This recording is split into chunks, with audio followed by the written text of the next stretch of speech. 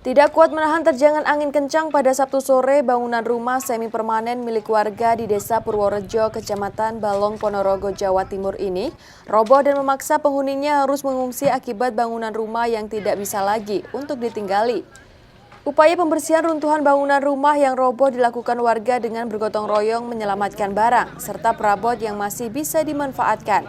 Para korban terdampak angin kencang berharap segera ada perhatian dan penanganan dari pemerintah untuk membantu memperbaiki bangunan rumah warga yang rusak agar bisa kembali ditempati.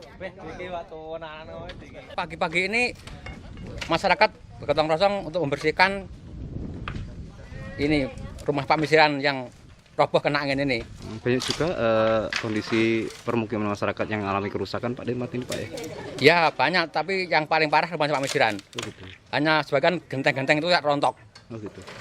Bapak, harapan warga Bapak terkait dengan musibah ini Pak? Ya harapan kami dari masyarakat dan Pak Misiran itu ada perhatian dari pemerintah.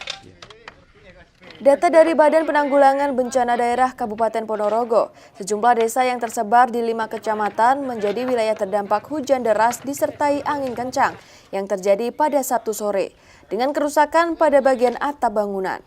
Tim Liputan Kompas TV Ponorogo, Jawa Timur.